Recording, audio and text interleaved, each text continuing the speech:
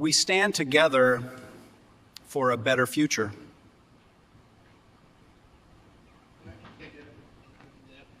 This is German television with the Tagesschau.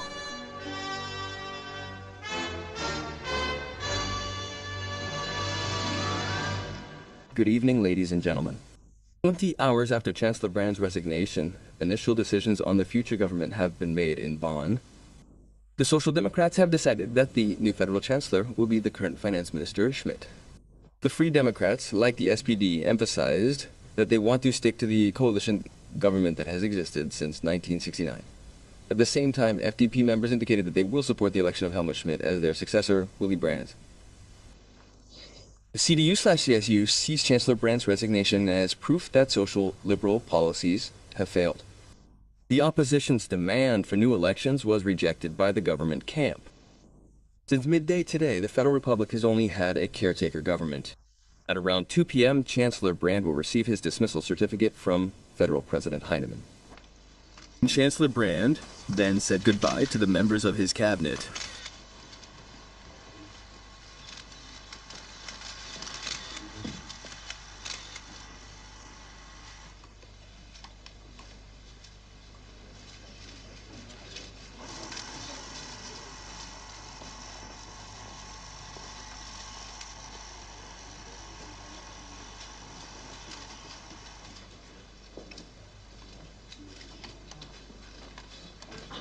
After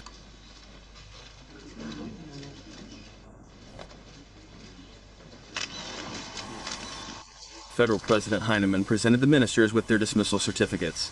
With the Federal Chancellor's departure from office, the offices of all members of the federal government will expire. Accordingly, I will immediately present each of you with the certificate of your departure from office and the recognition and thanks for the services you have rendered. Mr. Jack.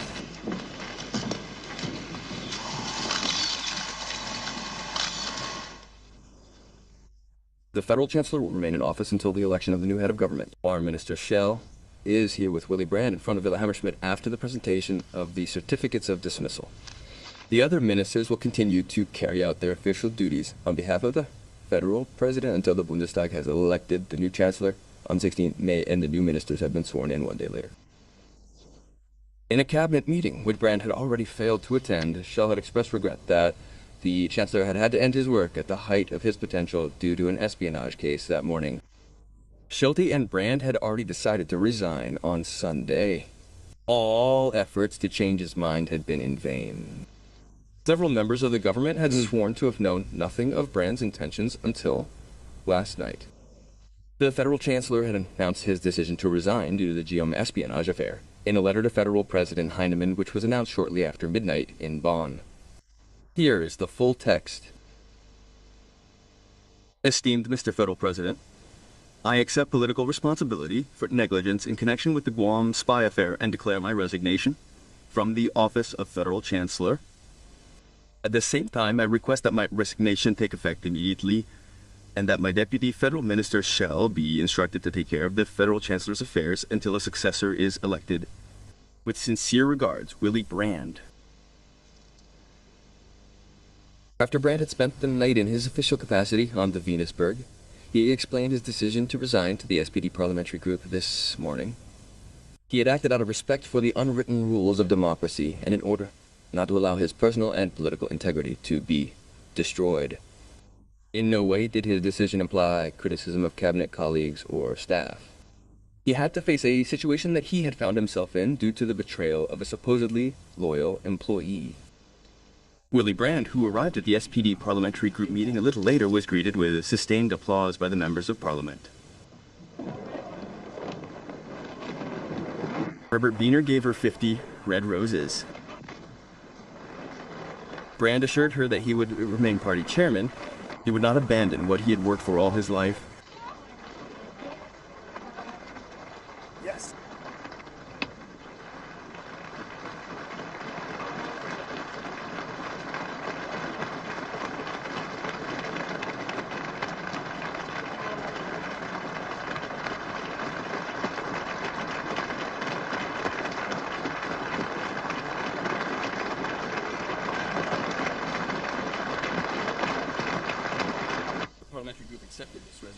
parliamentary group welcomed Willy Brandt in such a way that if one were speaking in other terms, one would say that one was paying homage to him, but that is not ours. The parliamentary group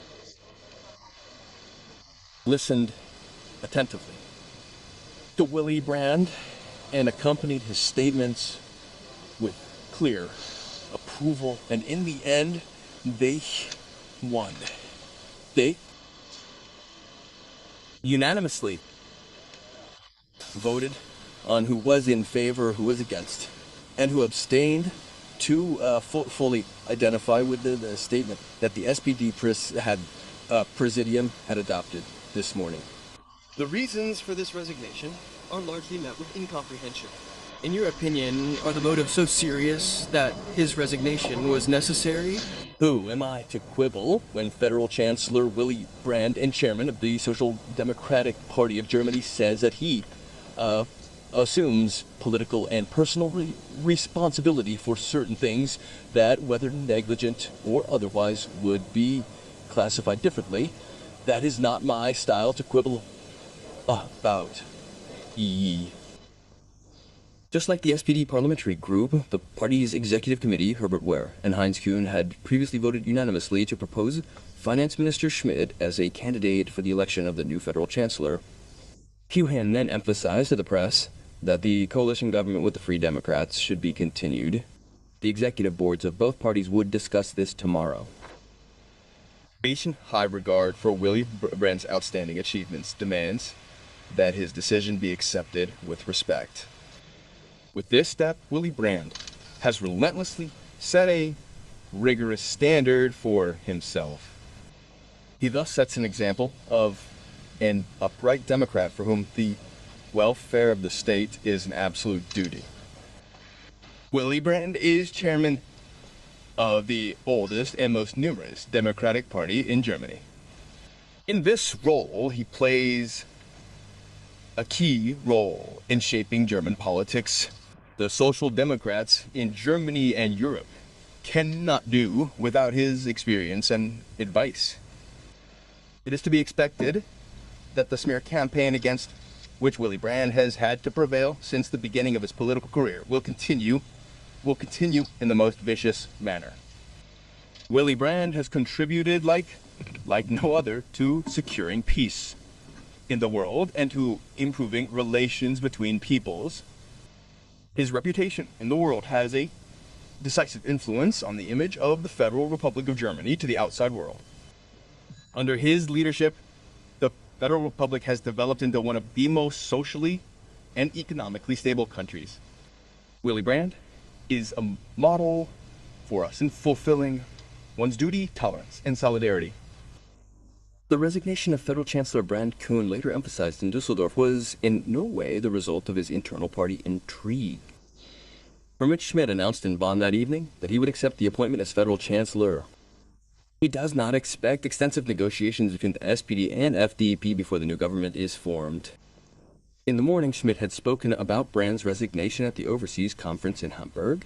I do not want to hide from you that I did not agree with Willy Brandt's decision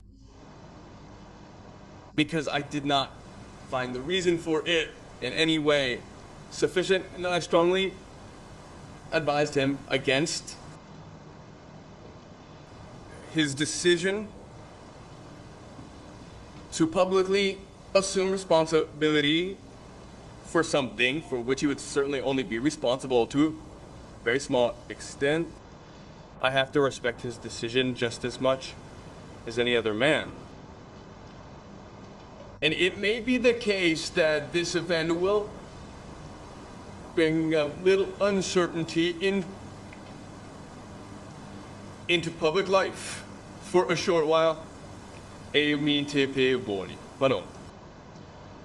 But I am certain.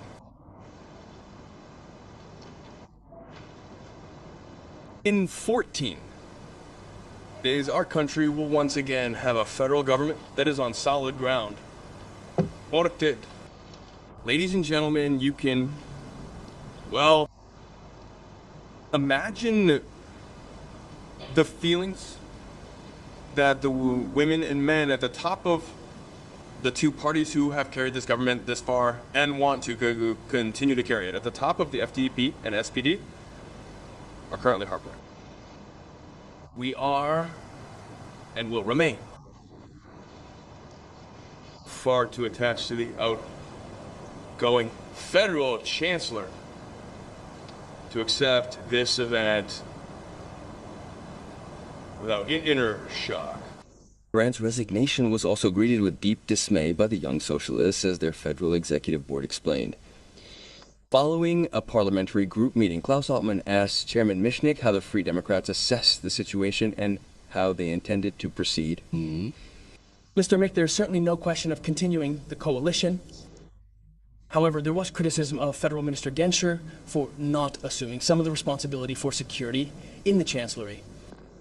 Hold on, there was no doubt that the coalition would continue, nor was there any criticism of Federal Minister of the Interior Genscher. On the contrary, it was expressly emphasized that the parliamentary group stands united behind him, thanks him for his special work in this case, and rejects all suspicions that not everything that was necessary was done here. Shh.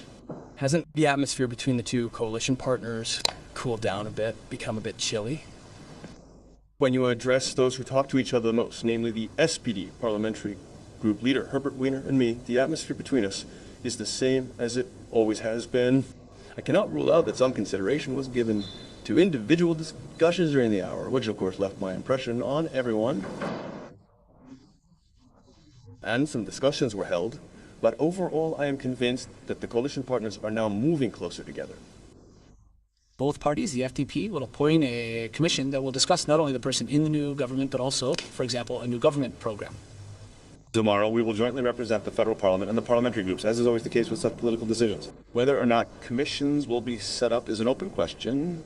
It is possible that we will stick to what was already agreed some time ago, namely that in the event of Walter Schell being elected federal president, Hans-Dieter Gensch and I would then lead the negotiations, and that Walter Schell, unless he himself has been thanked, would also lead the negotiations. Whether this will remain the case or whether a larger group will be formed depends in part on how the coalition partner itself will determine its own negotiating committee or negotiating group. Federal Minister Genscher, as FDP Chairman Schell emphasized to members of his party, had demonstrated the utmost responsibility in the Guillaume espionage case.